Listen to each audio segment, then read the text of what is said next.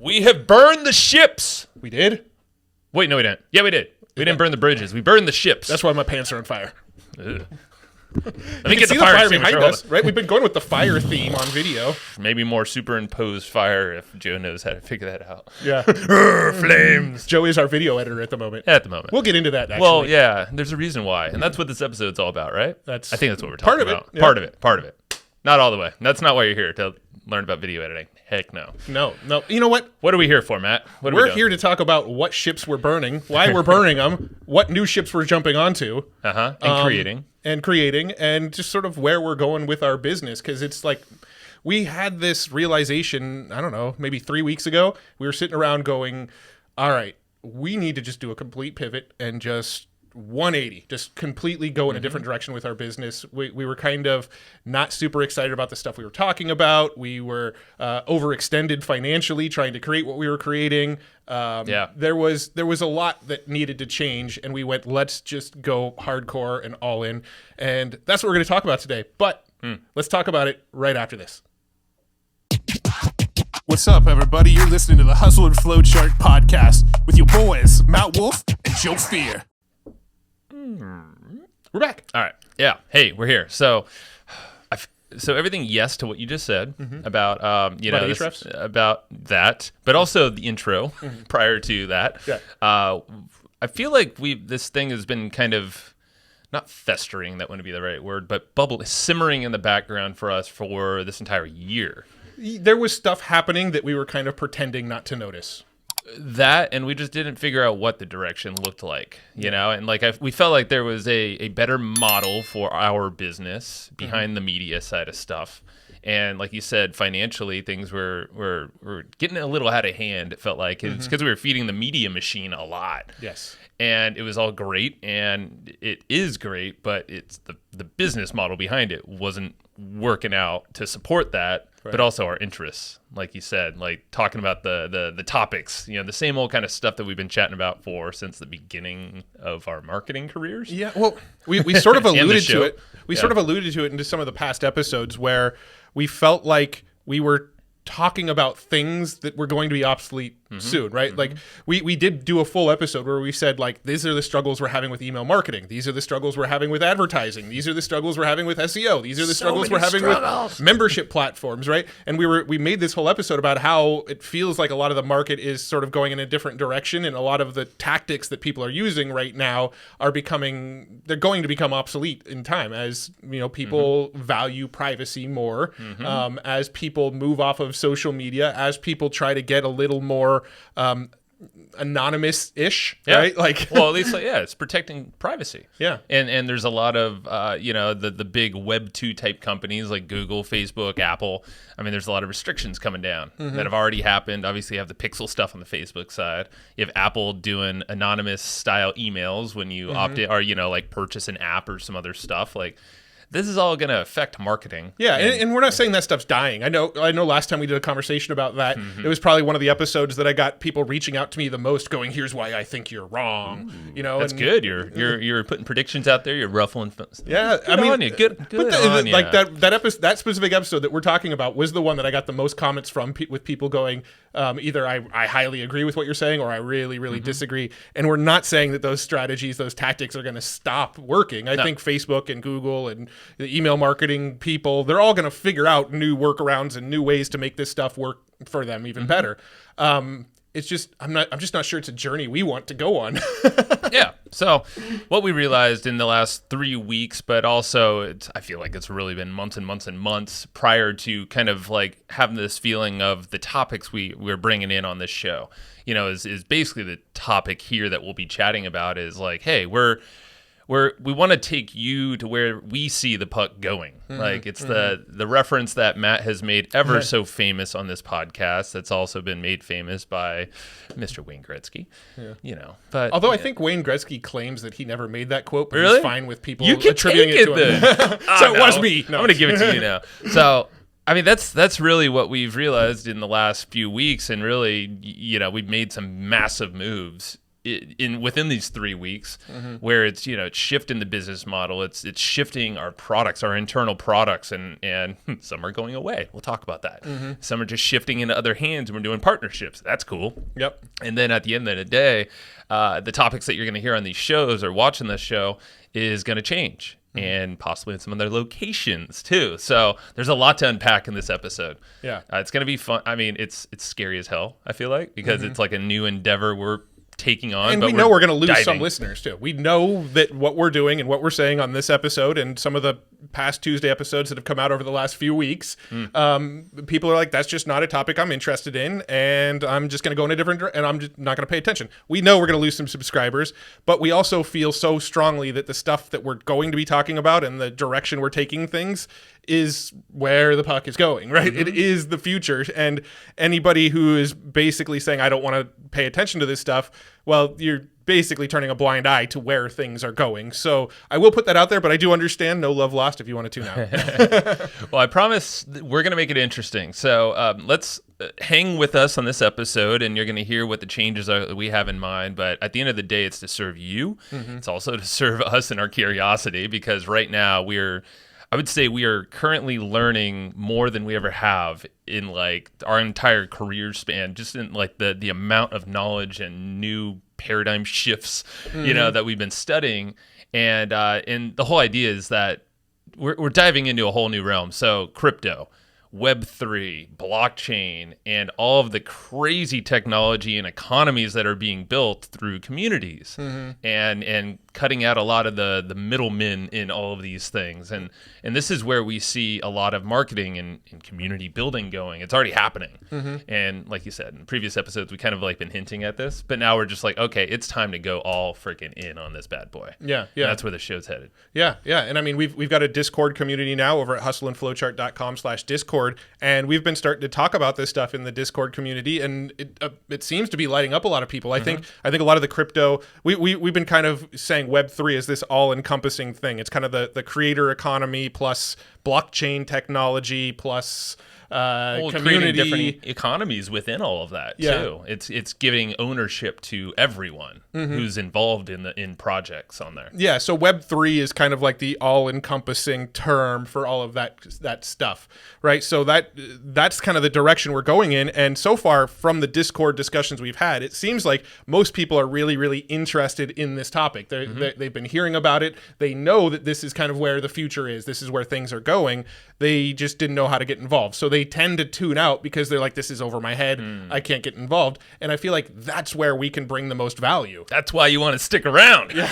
So if you feel like crypto, blockchain, Web3, NFTs, all that stuff that might be confusing or sound fringe to you, well, it's not, because like it's popping off everywhere. Like the World Series had a freaking sponsor that was a crypto sponsor. Yeah, it was on the umpires' uniforms. I didn't even know you could sponsor that. I guess the World Series, they just want that money. Yeah. But yeah, it was a crypto exchange. It was one of the big markets. It was called FTX. You can look it up on World Series footage. And there were even banners. It was like, hey, get your biggest crypto exchange. This is on the World Series. I mean, I don't know if the world's really watching the World Series. I think the World Series is mostly an American and Canadian thing, but that's it. But it was a lot of money, and that's a big stage. And then, like, I didn't even believe it, but you're like, no, that's legit. And like, sure enough, there it is. So we're like, okay, so it's getting mainstream. I'm seeing billboards around town with it, advertising elements of crypto.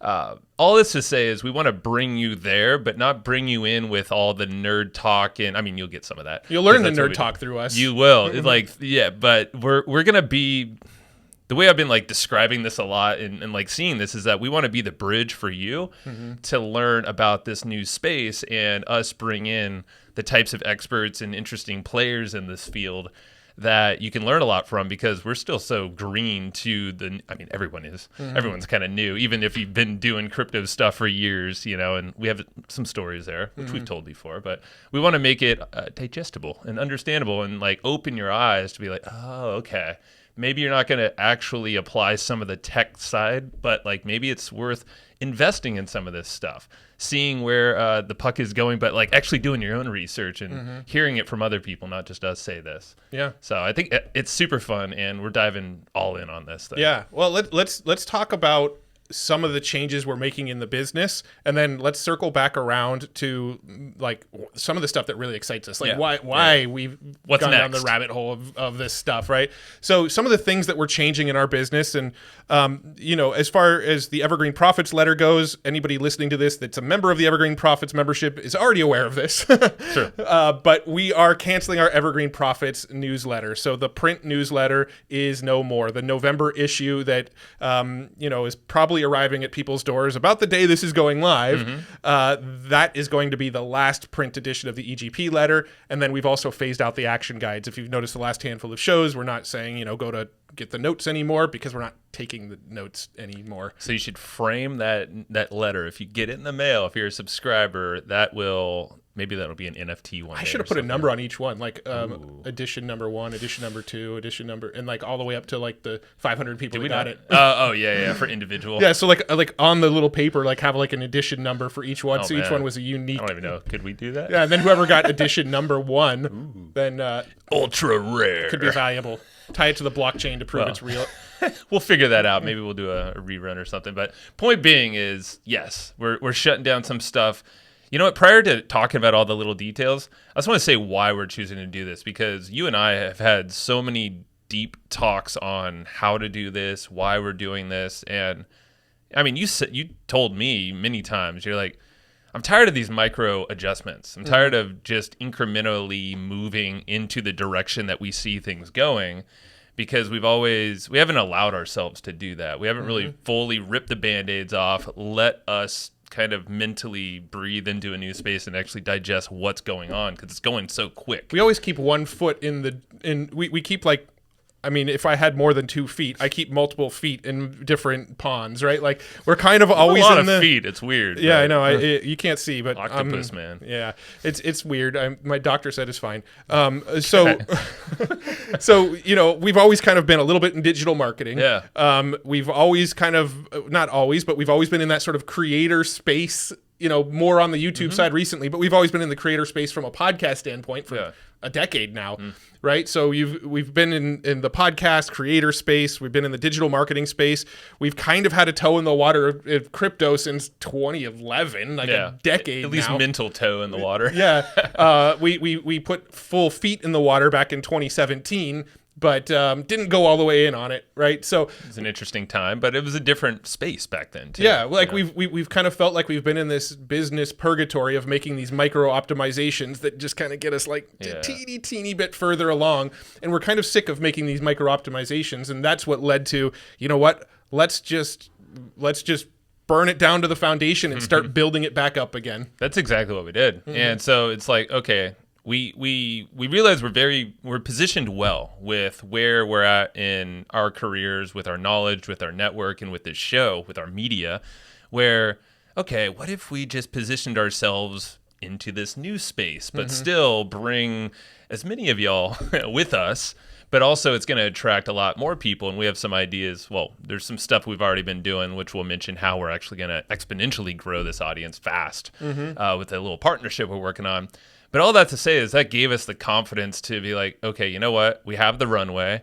We have, the ability. We bought ourselves runway. We created runway, and we now have the ability to jump in. And by runway, you mean financial runway. Financial runway. But that just gives us clarity. Like, I think that was the big thing that a lot of we haven't done. I can't speak for everyone else, but I would imagine like we all have these little obligations that we feel like we got to do. And what you and I chose to do is like, okay, how can we systematically kind of trim off all of this stuff that doesn't seem to be serving? So burn it to the ground, and let's just know that we have a foundation that we can build off of again. And, the position that we've kind of created over the last, however long we've been doing this, the show itself, about 5 years, we can parlay that into this other space, but still connect it to where we're already at. Yeah. So, so what that kind of looks like, bringing it down to the studs and rebuilding it, right? So the EGP letter, we're wrapping that up. The reason we're wrapping it up was it wasn't very profitable. We just thought it was cool, right? We thought it was cool to have a print newsletter. There was like this novelty factor to it. A lot of people liked it. A lot of people liked the print newsletter. I personally liked getting the print newsletter. I reviewed them when they came to my house. And so there was a lot going for it, but it wasn't really making us money. It was kind of barely above break even every month.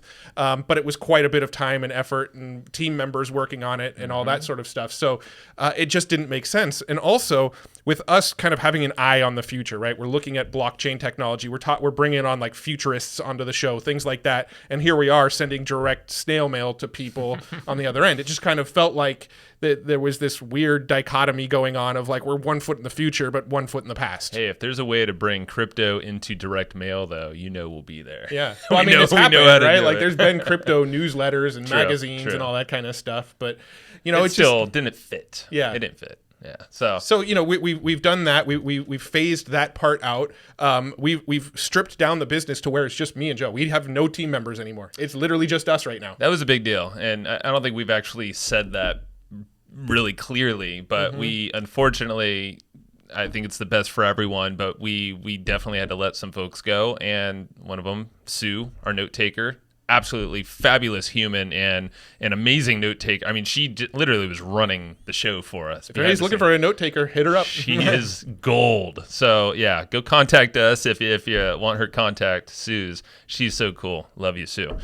And Jacob, Jacob was our head of content, and I mean, both these folks, I bet there's a future. We just reworking the situation here, So Jacob was heading up all of the content, like period. We'd record, send it to him, and he took care of it. Yeah. All the audio editing for the podcast, publishing, YouTube editing, managing other editors, posting everything, the schedule, social media. I honestly think the day that we had to let those two go was the hardest day I've had in business yet. Yeah, I know. No, I know. It was, it sucks. I mean, yeah, I don't know what to say other than, and I know it was a very apparent, I mean, it was tough on both of us, but I know it really hit you hard. And we talked about there's history of, from back in the day. That's a different episode. I know, we're not going there, but like, it makes sense. And I mean, it's never a fun thing at all for anyone. I mean, I've been there on that side, same kind of situation, almost exactly the same actually, but it always happens. It always ends up better. Yeah. I mean, at least from my experience. And the cool thing that we, being positioned in the way that we are here and knowing a lot of people is that we can help them out to get some gigs almost immediately. And we already kind of did that. Yeah. So, but more can come. So if you're looking for great content, head of content, editor, and just amazing manager, project manager type, and a dude that has a lot of leadership skills, Jacob. Yeah. Jacob's the man. So reach out if you want his contact.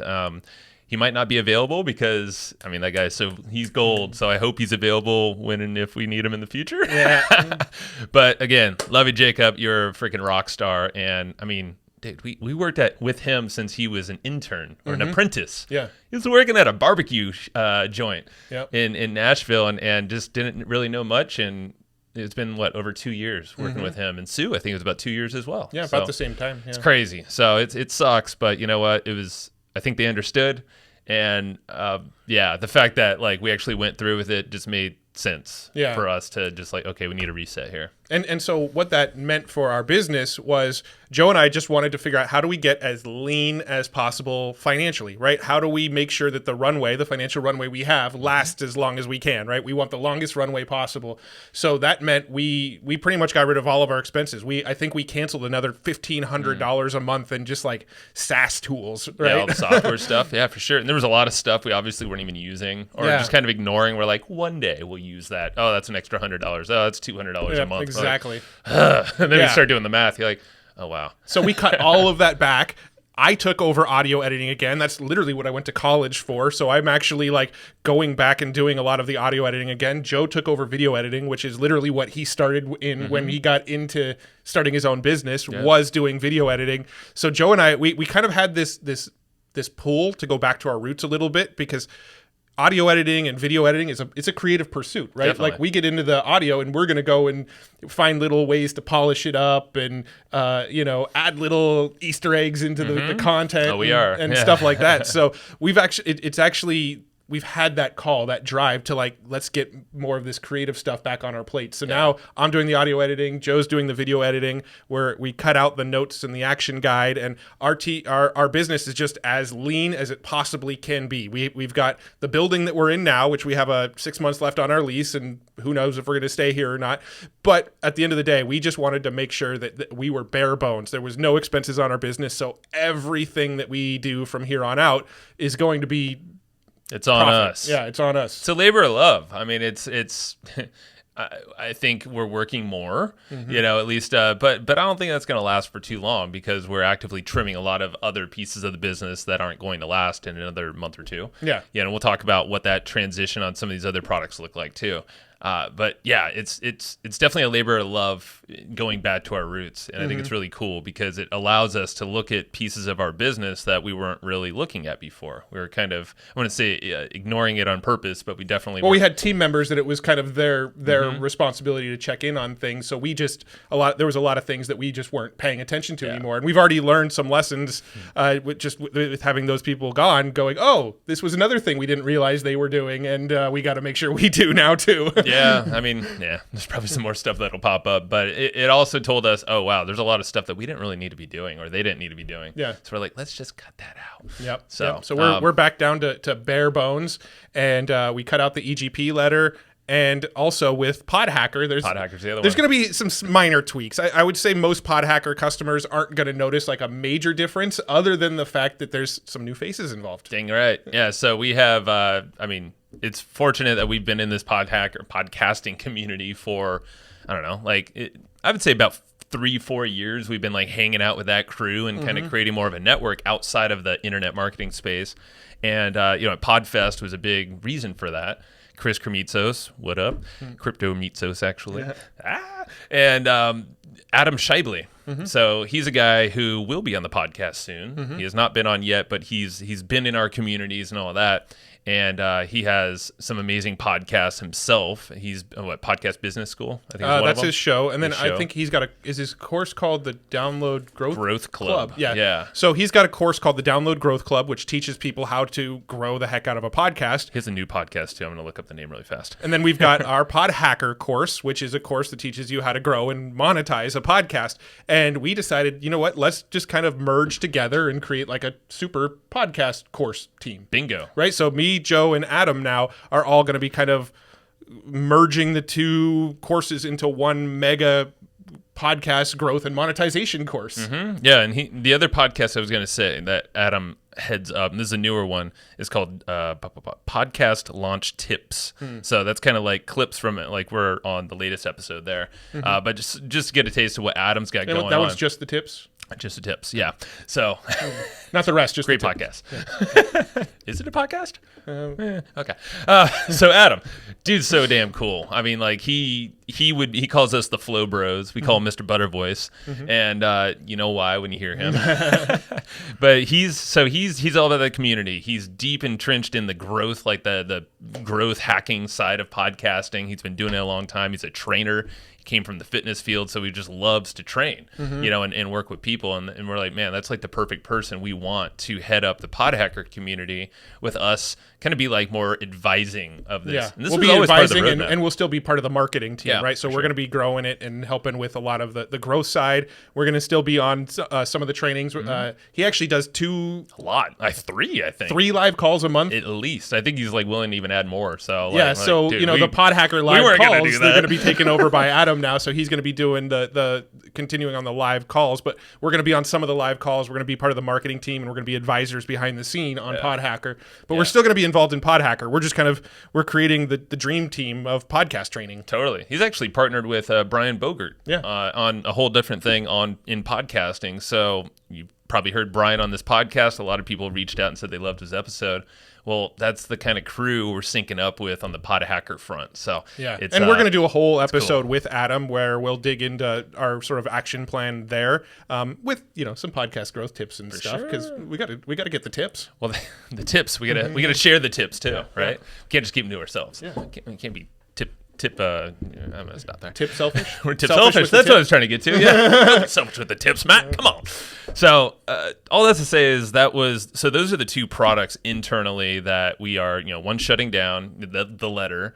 The membership is going to stay active though. So if you are a paying, you're not subscribed anymore because we canceled you, but you still get access. Everything that they've had, they still get. Definitely. So that access will stay alive. And so if you're in there, awesome. If you never joined that membership and like there's 400 plus notes, there's all these exclusive videos and cool content and resources. You made it very easy to discover this content through your little Sawyer thing too. Yeah, great work, Matt. We'll probably launch that as a separate standalone, thing that you can get access to if you didn't get the chance while it was live. Yeah, you can get all the archives. We will sell the archives for anybody that wants it. And there's then so much value in there. And then with PodHacker, anybody that's listening to this, it's a PodHacker customer, your membership's just going to get a whole hell of a lot better. I mean, pretty much. You're going to get more content. You're going to get opportunities to join on more live calls and ask questions live. And get more voices involved too. And that's what we've always wanted. It was the roadmap for PodHacker. Yeah. Was not to just have us run the thing. And luckily Adam he's better than anybody we're even imagining. Yeah. Just for his skill set and what he's already doing. So now that we don't go anywhere there. Now that we have all of this free time and this additional runway and not a lot of projects on our plates to be dealing with, what the hell are we going to do with our time? Well, let's talk about what we're probably not going to be talking about on the show anymore, because I don't think we're really specific about that quite yet. Marketing shit. Yeah. We've talked about this a lot, but like we love marketing. It's our roots. I forgot. I'm trying not to cuss. So the stuff we're not going to talk about, we're going to talk about marketing because let's be honest, all of this is going to be marketing. Everything is marketing. But what you won't see on this show or hear on this show more often are things like the tactics that are about like Facebook ads, Google ads, sales tactics. It's been done. It's there. The content is available for you right now to go listen to that. If we brought on another like Facebook guru or SEO guru, they're going to kind of teach you the same stuff and maybe a different analogy. Let's be honest. Most of the stuff is going to be like we were talking to a buddy. I won't name his name because I don't know, but he's very savvy in the paid media. And he's like, come on, everything's going to where you're pretty much going to give them a card. Your freaking credit card, tell them kind of what you want to do, your budget, and they're just going to run them for you. Yeah, and they're going to figure out how to optimize for you. Yeah. Like it's getting really freaking close. And this is why we don't want to keep playing in this little sandbox. Yeah. There's a much bigger sandbox that is growing right now that we want to be a part of. You like what I did there? Sand. Yeah, you should go get some sandbox. Not financial advice. So like the last, I would say, 3 months? We've been kind of diving deeper into the crypto space again. It started back in 2011. 2011, yeah. I think we've told the story before, but that's when we heard about Bitcoin. It was at one late night in Austin, Texas, at a cafe that I would never know where to find this cafe. It was a Denny's type place, but it wasn't a chain. No, it was like it was like a diner. Yeah. It was legit 1 a.m. I think we were there till like 3 a.m. talking. With I know one of the people was Michael Taggart. Yes. The person that was with us and Michael Taggart. He was a younger dude, and he was just friggin' sharp, and I'm sure he's still crushing it. I don't know his name. Maybe we'll meet him one day again. But they told us about Bitcoin. This was in 2011. He was mining it, and right at that time, Bitcoin was somewhere between $1 and $2 a coin. We could look it up, but I would believe it's right around there. And they were explaining, what this thing is, what cryptocurrencies are, what Bitcoin is, and how there's a finite amount of them, and a lot of the tech on how to mine them and what rig you need and all this stuff. And we're just like, wow, this is really fascinating. I don't know what this means. Yeah. And probably because it was 1 a.m. or 3 a.m. where it's like, I really wish it was probably fresher in the mind. Yeah. So it was after like a traffic and conversion full day. Yeah. And we'd probably been drinking, let's be honest. Guaranteed. And but we were listening to this and we're like, this seems really important. Yeah. It seems like we're on the inside scoop. And literally, I'm actually getting flashbacks of us walking out of that place right now and us saying that, this is something that most people don't know about. Yeah. And this is going to be huge. And we're Dude, just if we would have just got freaking 10 coins back then, spent $20, it'd be worth $600,000 right now. We could have turned $20 into $600,000. That's me knocking my head against this microphone. But if we're honest, it probably would have gone from like $2 to like $8, and we were like, "Holy crap!" Totally. We totally whatever for extra money. Can't think like that, but you're right. We would have done that because it was what, like 4 years later or something. 2013. Yeah, we had an office north of San Diego. Matt and I had this office monitor, and we heard something about Bitcoin. We're like, "What's this Bitcoin? What price is that at now?" Because we heard it in the news. It was like $200-ish, and we're like, "Damn." Yeah, we would have definitely sold before that. Yeah, and we set up. We literally had a monitor set up because that was when we really started to get into it. It was 2013, and we had a monitor set up in our room that literally had the price chart of Bitcoin, and we were just sitting there watching it because we're like, we're gonna finally get in. As soon as it drops below 200, we're gonna make a buy order. And we just sat there waiting for it to drop under 200, and it didn't. It was probably like 205. That's how cheap we were back then. Like, a little lower, Joe Boy can't spend the $5 investment bucks. Yeah. But all that to say is. The trend continued until 2017. Yep. And then we did jump in then. That's when like the whole ICO, like initial coin offerings were hot. You know, you saw a lot of people, there was a big bull run in the crypto market and a lot of people were talking about it. And then a lot of people lost their shirts because there's a lot of stuff that tanked as well. My stuff actually got stolen. I got hacked. And that, I don't know, that like put me in a little weird headspace where I kind of like shoved my head into a hole and just kind of forgot about crypto. I was like, damn, these hackers. Yeah. Blah, blah, blah. And that was dumb. But luckily for you, you held your money. I stayed in the game. It didn't get stolen. Yeah, I stayed in, and I was kind of passively keeping an eye on it. But it was the type of thing where I'd check in every like 2 months and go, well, it was bigger than it was last time I checked. And I'll let it ride. So she said.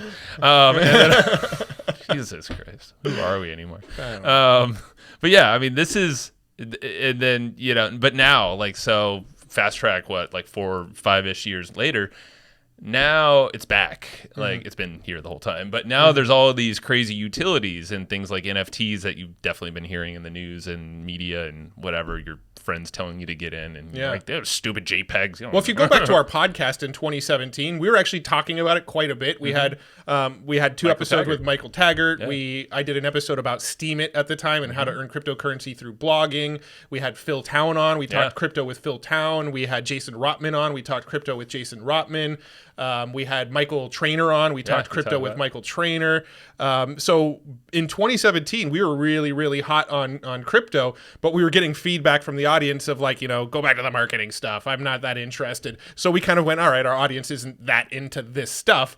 Let's pivot it back to just kind of sticking with the marketing tactics. This time around, we're talking about this stuff and everybody's ears are perking up going, okay, I think it's legit now. Maybe we should pay attention. Yeah. And I think it's just a different phase now. You know, now there is more things you can do with crypto. It's not just like you're betting on a coin and hoping it rises. Yeah. Like there's a lot more stuff to understand now that's a lot more tangible and like elements like NFTs and what can happen when you own one and like the access it gives you and the ownership and the economies that are being created.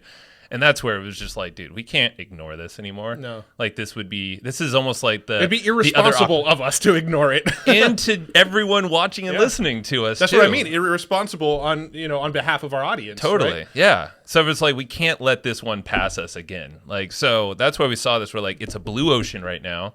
For really everyone. It's so early. Like we had Joel Comm on the podcast a couple months ago, and he said, like, we just now entered the early adopter phase. And before that, you know, it was like earlier this year, and he was talking mainly around like NFTs and stuff. But really, if you think about crypto as a whole, when you understand it, like that's a lot of what's making up this whole thing now, and like the engineering are these NFTs and you know, there are still the coins to invest in and all that, but there's a lot more utilities and things to understand. It's not just, hey, toss some money at Bitcoin and let it ride and hodl. Yeah. You know? Well, what really excites me about this is, you know, most like the NFT stuff is fun. It feels like a giant game trying to find like which one's going to pop next and, you know, which ones are going to actually provide long-term income and stuff. But NFTs still feel a little like gambling. It's kind of just like it's fun, but you're always like, I might lose everything with this trade right here. You know, what really, really excites me is 2 areas: DeFi, decentralized finance, and then crypto gaming. You know, we were hinting at Sandbox. We won't go deeper. Look it up. Yeah, it's interesting. Yeah, check it out. The Sandbox. Yeah. So those 2 worlds, I'm really, really excited about: DeFi, crypto gaming, and a little bit of the NFT stuff. It's like really those 3 buckets that excite me. But the DeFi stuff is like, this is like the world changing stuff. Like this is going to literally change the way the economy works. Like, you know, when it comes to banking, if I had $1,000 and I put it into a savings account, my bank might give me a 0.5% interest rate on it. So I earned $5, right? Is that math right? $5 off my $1,000 investment after a year. Sounds about right with that low percentage. Yeah. Which doesn't even outpace inflation. Yeah. Right. So the value, like, yes, I might have $105 now, but what I used to be able to buy for $100 now cost me $107. Right. So like I didn't outpace inflation with that money. Well, with DeFi protocols, a lot of these protocols, you can put your money into these protocols, stake them, meaning you're providing liquidity for the protocols. We'll get into this in future episodes. If we're losing you, just hang on. This is part of the mental shift. Just think of staking as like putting your money into something and then just saying, I'm not going to touch it for a while so the company can use this as the company's liquidity. So essentially, yeah, it's investing in a project or a protocol. Protocol is basically a mechanism, but it's launched with a purpose on the back of all these blockchains, all this technology. Won't have to go in there, but you're essentially putting up your money, and instead of, you hear mining Bitcoin and all that, well, you can also mine by putting up your money to a project that you believe in. It's just like people believing in Bitcoin. That's why people had all these rigs to mine and spend a lot of money to do so. It's because they believe that thing would grow in value. Yeah. And there's a whole mechanism. You could do the same thing with your money, your dollars now, with stuff like DeFi. Yeah. So, pulling ourselves back out of the weeds, what that really means, like comparing it to the banking that you do, you could put $1,000 and stake it into a coin that you believe in. There's one called Anchor Protocol that you can look into if you'd like, and that'll earn you 20% on your money over the year. So you put that same $1,000 in at the end of 1 year, that $1,000 is worth $1,200. Not guaranteed, not invested. Yeah, these are the rates that the websites are stating, right? Yeah. So if you go to the website right now, Anchor will say we'll get you a 20% return on your money, right? So that's their words, not mine. That can fluctuate over time. But you start to see this kind of stuff, and the way that it's working is when you put your money into a traditional bank, right? You put your $1,000 into the bank doesn't just go, okay, we're going to sit there, put it in a vault, and then when they come back and get it, we're going to pull it out of the vault and give them that $1,000. No, they take that money and they put it into investments. They lend it out for mortgages. They lend it out for small business loans. They lend it out with their credit cards, right? They give that money out. They earn an interest rate on it, anywhere from 3% for something like a mortgage all the way up to 20% for like a credit card. It's basically we're funding them to make more money off of our money. Yeah, so they're making like 20% on that $1,000 that I put in, and they're giving us back 0.05% in return, right? Well, what these DeFi protocols are is there's no CEO, big head, big boss at the top of these things. So all of the money that they're like, you stake your money, they lend that money out. The money that comes back, the interest that comes back, instead of going to some sort of corporate bank account, it gets redistributed among all the people that put their money in. Bingo. So if you've staked your cash, however much you put in there, well, you're going to get a percentage of that back in the form of an interest that now, instead of the 0.5%, because all that's going to, probably 50% is to the leadership of, let's call it Bank of America or whatever, and then the rest, it's barely given out to the people who've actually put their money into this bank, and it's probably paying to put their money into the bank too. So it's like, you dirty. But on this, it literally is cutting out the middleman, and without going super in the weeds, it's all managed by the blockchain, and it's all written in code, smart contracts that are written there, and it's publicly visible.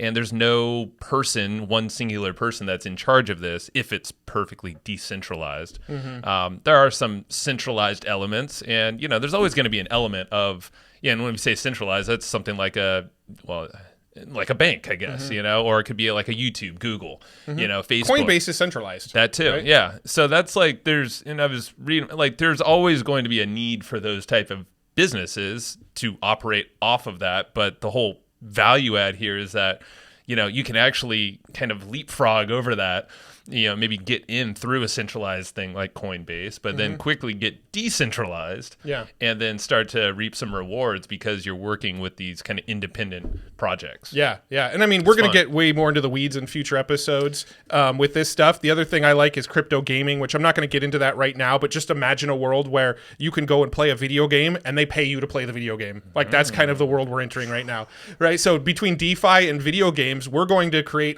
all new just economies, all new careers, all new industries that people could go and make their money in. I guarantee you 10 years from now, it's going to be a career path for kids to grow up playing video games that earn them money 100%. and then take the money that they're earning, stake them into DeFi protocols and earn interest off of the money that they're staking. And that's a career. Hustle and Flowchart's not going anywhere. So nothing's going to change in terms of where you listen to us, but we are partnering with a network who is already deep into the NFT crypto space. They're called Lads City, LADZ City. I still don't actually know what it means or No if there clue. is a meaning behind it. We should ask him.